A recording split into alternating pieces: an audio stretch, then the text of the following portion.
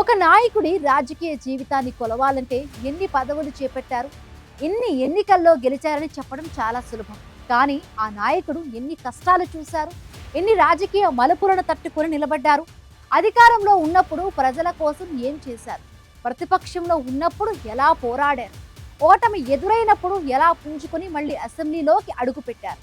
ఈ ప్రశ్నలకు సమాధానం దొరికితేనే ఒక నాయకుడి నిజమైన ప్రజాదరణ కనిపిస్తుంది. అలాంటి సుదీర్ఘ రాజకీయ ప్రస్థానమే కన్నా లక్ష్మీనారాయణది. యువజన నాయకుడిగా మొదలై ఎమ్మెల్యేగా, మంత్రిగా, రాష్ట్ర పార్టీ అధ్యక్షుడిగా, మళ్ళీ 2024లో సత్తెనపల్లి శాసనసభ్యుడిగా సాధించిన గెలుపు దాకా 5 దశాబ్దాల కన్నా రాజకీయ జీవితం ఎలా మారింది, ఈ స్టోరీలో తెలుసుకుందాం. కన్నా లక్ష్మీనారాయణ రాజకీయ జీవితాన్ని వెనక్కి తిరిగి చూస్తే ముందుగా కనిపించేది పదవి కానే కాదు, ప్రజల మధ్య తిరిగిన ఒక సాధారణ యువ నాయకుడి రూపం. యువజన రాజకీయాల నుంచి మొదలైన ఆయన ప్రయాణం క్రమంగా గుంటూరు జిల్లా రాజకీయాలలో తనకంటూ ఒక ప్రత్యేక స్థానాన్ని ఏర్పరచుకుంది. ఆ రోజుల్లో కార్మికులు, యువత, సామాన్య ప్రజలతో నిరంతరం మమేకమవుతూ సమస్యలపై పోరాడడం ఆయనకు ప్రజా బలాన్ని తెచ్చిపెట్టింది. ఎన్నికల సమయంలో మాత్రమే ప్రజల ముందుకు వచ్చే నాయకుడిలా కాకుండా నిత్యం ప్రజల్లో ఉండే నాయకత్వానికే ఎక్కువ విలువ ఉంటుందని ఆయన ప్రయాణం నిరూపించింది. అలా దశాబ్దాల పాటు ప్రజల మధ్య ఉండి సంపాదించుకున్న అనుభవమే తర్వాతి కాలంలో రాష్ట్ర రాజకీయాలలో కీలక నిర్ణయాలు తీసుకునే స్థాయికి ఆయనను తీసుకువెళ్ళింది.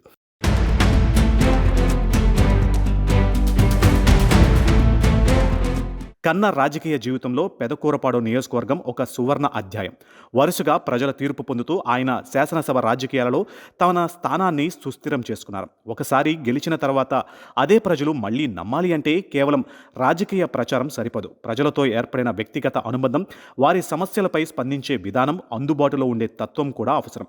అలా వరుసగా ప్రజల తీర్పు పొందుతూ ఆయన శాసనసభ రాజకీయాలలో తన స్థాయిని పెంచుకున్నారు. ఆ తరువాత గుంటూరు వెస్ట్ నుంచి కూడా గెలిచి తన పట్టును నిరూపించుకున్నారు. ఒక నియోజకవర్గానికి పరిమితమైన నాయకుడు క్రమంగా జిల్లాను దాటి రాష్ట్ర స్థాయి నేతగా ఎదగడం వెనుక ప్రజల నమ్మకాన్ని కాపాడుకోవడమే ప్రధాన కారణం. వరుస విజయాలను కేవలం ఎన్నికల సంఖ్యలుగా కాకుండా ప్రజలతో ఆయన ఏర్పరచుకున్న బలమైన రాజకీయ అనుబంధంగానే చూడాలి. కన్నా ఎమ్మెల్యేగా ఉన్న దశ నుంచి మంత్రిగా బాధ్యతలు చేపట్టిన దశకు వచ్చినప్పుడు ఆయన రాజకీయ జీవితంలో మరో పెద్ద మార్పు వచ్చింది. ఎమ్మెల్యేగా విజయం సాధించిన తర్వాత రవాణా, పరిశ్రమలు, వాణిజ్యం, హౌసింగ్, వ్యవసాయం వంటి కీలక శాఖల మంత్రిగా కన్నా లక్ష్మీనారాయణ సుదీర్ఘ పాలనా అనుభవాన్ని గడించారు. ముఖ్యంగా వైఎస్ రాజశేఖర రెడ్డి ముఖ్యమంత్రిగా ఉన్న కాలంలో ఆయన కేబినెట్లో అత్యంత ప్రాధాన్యం ఉన్న మంత్రిగా వ్యవహరించారు.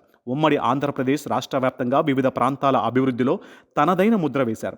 వైఎస్ఆర్ మరణం తర్వాత ఏర్పడిన రాజకీయ అనిశ్చితి సమయంలో సీనియర్ నాయకుడిగా కన్నా పేరు కూడా ముఖ్యమంత్రి పదవి రేసులో గట్టిగా వినిపించింది. చివరకు ఆ అవకాశం రాకపోయినా ఆ చర్చే ఆయనకు అప్పటి రాజకీయ స్థాయిని సూచించే అంశంగా నిలిచింది. ఒక నాయకుడి జీవితంలో కొన్ని పదవులు దక్కడం కంటే కొన్ని పదవులకు ఆయన పేరు పరిశీలనలోకి రావడమే కూడా రాజకీయ స్థాయిని చూపిస్తుంది. అయితే రాజకీయాలలో ఆశించినది ప్రతిసారి జరగదు. కన్నా ప్రయాణంలో కూడా దక్కిన అవకాశాలు ఉన్నాయి, దక్కకుండా వెళ్ళిపోయిన అవకాశాలు ఉన్నాయి.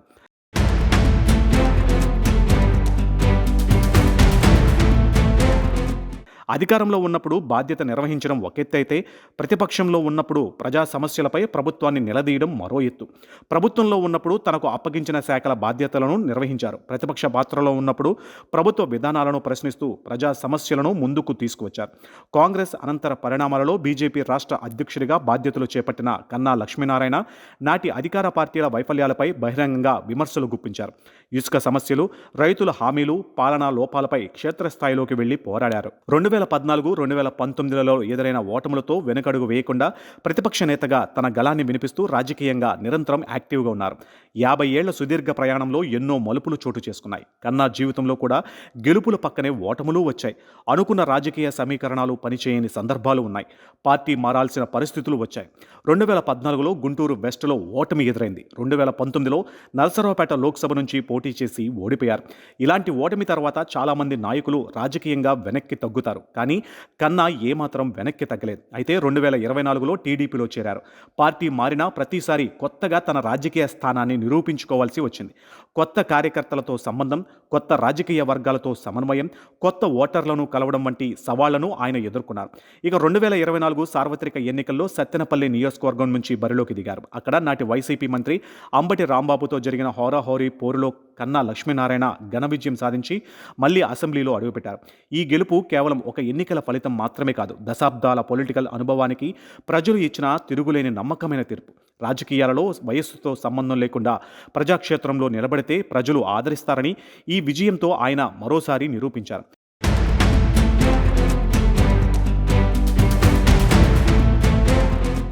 కన్నా రాజకీయ జీవితంలో పదవి లేని దశలు కూడా ఉన్నాయి. అయినా ఆయన రాజకీయంగా కనుమరుగైపోలేదు. ఎక్కడ ఉన్నా తన రాజకీయ అభిప్రాయాలను వ్యక్తం చేస్తూ ప్రజా సమస్యలపై స్పందించారు. అందుకే పదవి వచ్చినప్పుడు మాత్రమే కనిపించే నాయకుడిగే కాకుండా రాజకీయ జీవితంలో నిరంతరం కనిపించే నాయకుడిగా తన స్థానాన్ని కొనసాగించగలిగారు. కన్నా రాజకీయ ప్రస్థానంలో ఏపీ రాజకీయాలలో చాలా మార్పులు చోటు చేసుకున్నాయి. రాష్ట్ర విభజన నుంచి కాంగ్రెస్ పార్టీ పతనం, కొత్త రాజకీయ శక్తుల ఎదుగుదల వరకు ఆయన ఎన్నో మార్పులు చూశారు. కన్నా అధికారంలో ఉన్నప్పుడు పాలన ఎలా ఉంటుందో చూశారు. ప్రతిపక్షంలో ఉన్నప్పుడు అధికారాన్ని ఎలా ప్రశ్నించాలో చూశారు. ఎన్నికల్లో గెలిచినప్పుడు ప్రజల నమ్మకం ఎలా ఉంటుందో చూశారు. ఓడిపోయినప్పుడు అదే ప్రజల తీర్పును ఎలా స్వీకరించాలో కూడా చూశారు. ఆ పార్టీలో మార్పులు రాజకీయాన్ని చూశారు. మొత్తానికి 50 ఏళ్ల క్రితం ఒక యువజన నాయకుడిగా మొదలైన కన్నా లక్ష్మీనారాయణ ప్రయాణం 5 దశాబ్దాలు పూర్తయినా ఇప్పటికీ అసెంబ్లీ వేదికగా కొనసాగుతూనే ఉంది. అధికారంలో ఉన్నా, ప్రతిపక్షంలో ఉన్నా, పార్టీలు మారినా ప్రజల నమ్మకమే తన అసలైన మూలధనమని చాటి చెప్పిన కన్నా పొలిటికల్ లైఫ్ రాబోయే తరాలకు ఒక దశ నిర్దేశం. రాజకీయాలకు అతీతంగా ప్రజలకు సేవ చేయాలనే భావనకు కూడా కన్నా ప్రాధాన్యత ఇచ్చారు.